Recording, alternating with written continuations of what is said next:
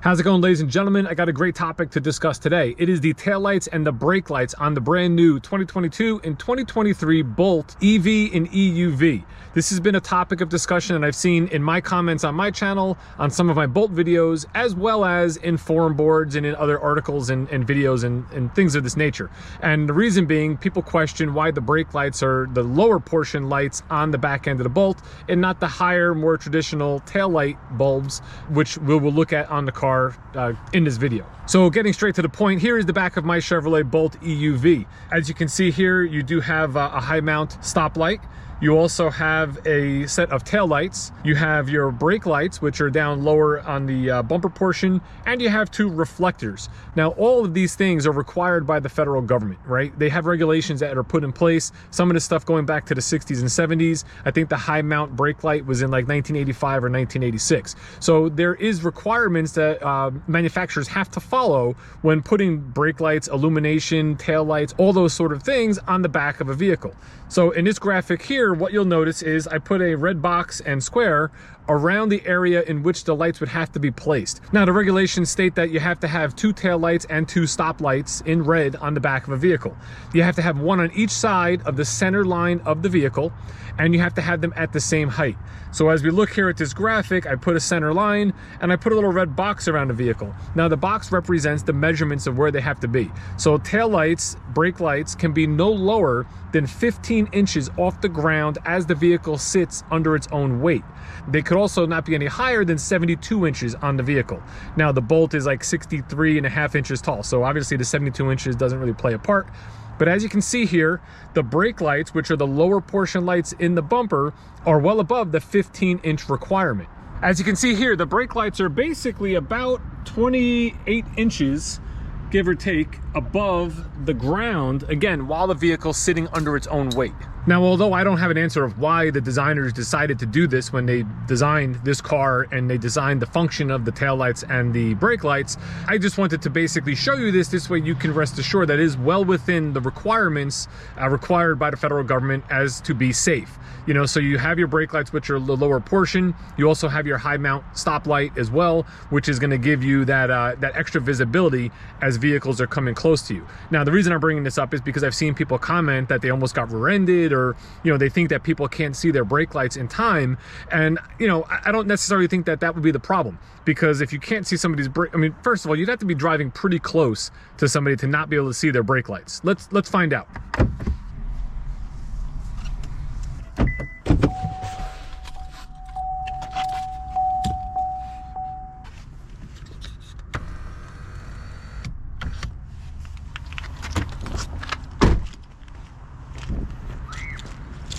For this little experiment, I'm going to take the biggest vehicle I currently have on the lot, which is this 2500 HD truck. Obviously a very tall truck. You're sitting very high in the truck. It's got a high hood line, so it should be probably the vehicle that would block out those brake lights the fastest as far as distance close to the Bolt. So let's start it up. Let's just drive right at the back of my car and see when we actually lose the brake lights and when we can't see them anymore.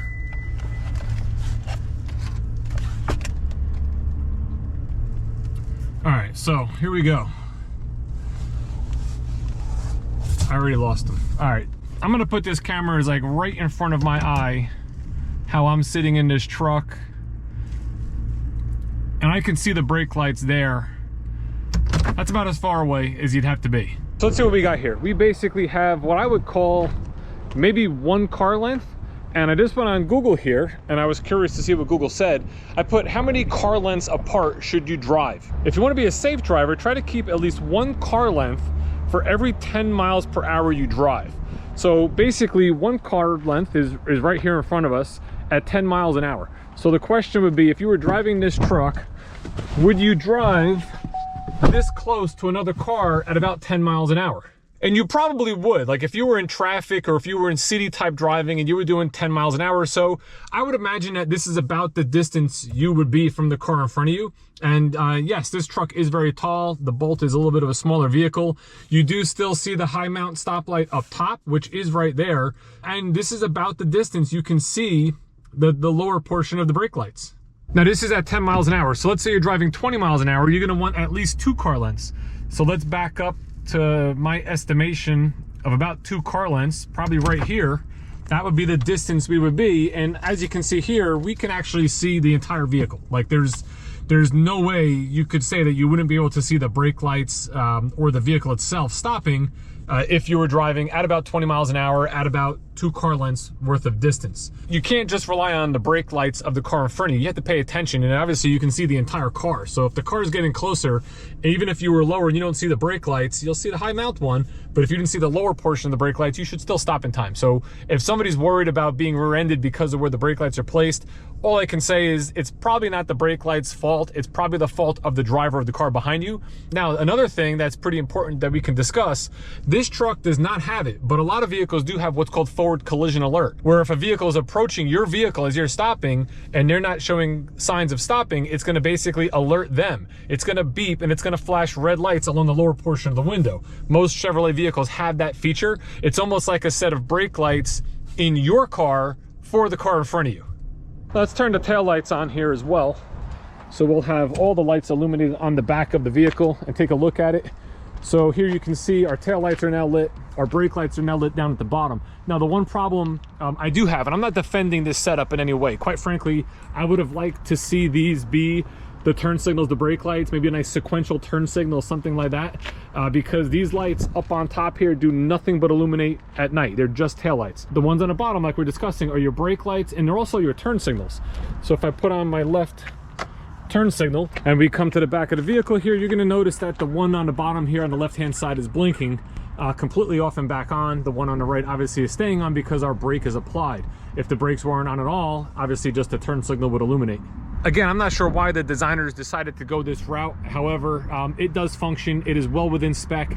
And the combined fact that this is all LED versus halogen, these lights do light faster than halogen bulbs, which is proven to be a little bit safer. We have a high mount stoplight up top like is required, and everything functions exactly as it should.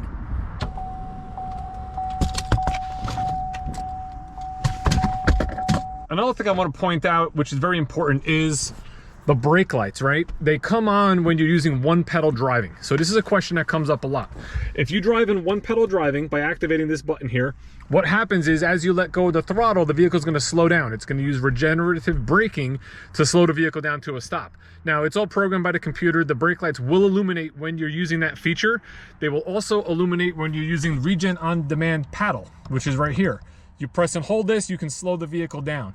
Now, the one big upgrade for 2022 and 2023 is the brake lights stay illuminated when you're stopped.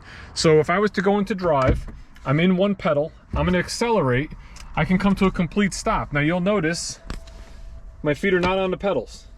The car is not moving. The car stays stationary as long as you're not on a very steep downhill. Our brake lights are still illuminated, and they will remain illuminated until I start to accelerate again. That is new for 2022 and 2023. I did a video in the past with my 2019 Chevrolet Bolt, and with that car, when you stopped completely in one pedal driving, the lights turned off. So it's definitely an upgrade. It was something that a lot of people looked for in the previous Bolt, and this new Bolt has it as well. With that being said, that's my little spiel on the brake system on this car and what my thoughts are. Again, I feel like the taillights would have been cooler if those were sequential turn signals and things like that.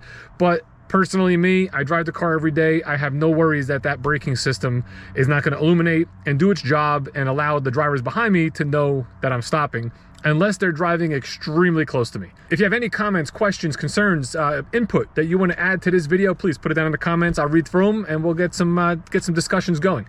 Other than that, have a great day.